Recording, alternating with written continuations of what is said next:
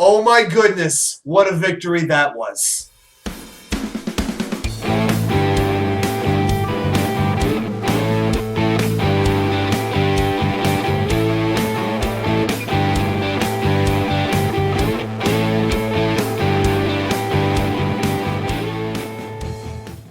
Well. Welcome back to New York Sports WickerMedia. I'm Watsu-K99. Thank you, as always, for taking the time to watch these videos. If you enjoy what you're watching and you're brand new, please hit the like and subscribe as well. If you're returning, thank you for watching, and a like would very much be appreciated. Oh my goodness, what an amazing game that was. The New York Rangers defeat the Dallas Stars at home in overtime by a score of 2-1. The most dramatic victory the New York Rangers have had all season. Now, I wasn't able to really watch it as I wanted to because I was doing a Green Bean show, talking a little bit of Jets football, but oh my goodness. I went back and watched. I had to have the game on the TV, but I had it muted, and I couldn't pay attention as much as I wanted. So I wasn't able to follow it to the extent that I would like. But I had to come on and just talk about how amazing this game was. Now, the first period, I'm not going to go too much into this, it was very defensive-minded. Both these teams playing very responsibly in their own zone. Probably the most notable moment of the first period was actually when Sammy Blais and Julien Gauthier, both New York Rangers, collided, and Gauthier left the game with an upper body injury and did not return. He's going to be reevaluated over the weekend. Now, the Rangers are already playing without Chris Kreider. He has an upper body injury as well because, you know, hockey players don't have knee injuries or shoulder injuries or back injuries. You got upper body, you've got lower body. One of these days, they're just going to be body injuries. I think it's going to get relegated to that. But Gauthier had to leave the game. The Rangers are playing one forward down for the last 40 minutes. And then in the second period, Tyler Seguin scores on the power play, giving Dallas a 1-0 lead.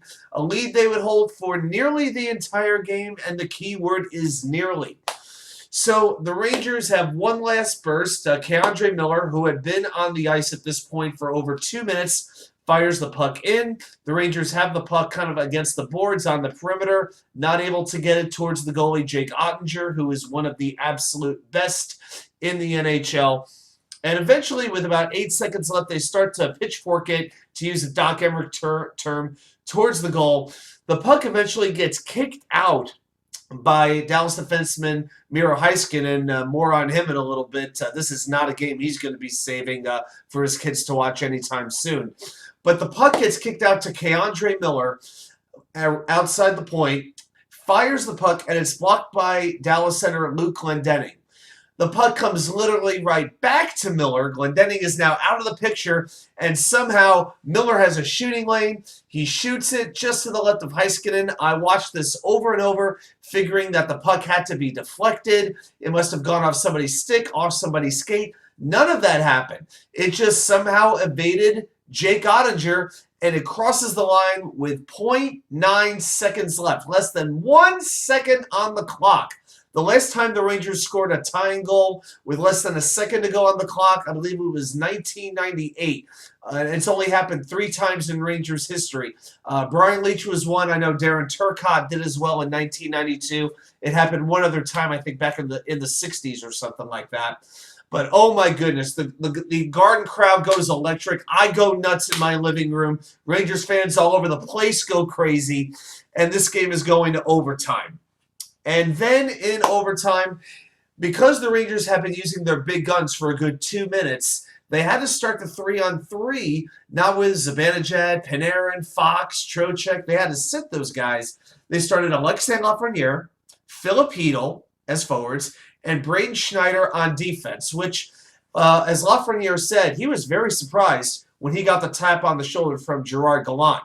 He looked at Filip Chytil and said, "We've got to win this faceoff." That's exactly what the Rangers did. Dallas never had a chance to even get a scoring opportunity on Igor Shesterkin. But then a minute in, after that faceoff was won, now the Rangers have their big players back on. Mikazibanejad, Artemipanarin, and adamfox. So the puck is around center ice towards the upper boards.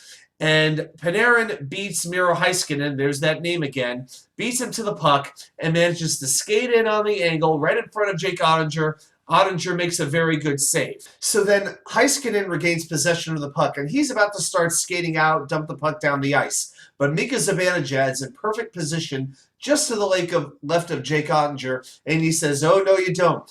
He knocks the puck away, knocks Heiskanen down. It could have been a penalty.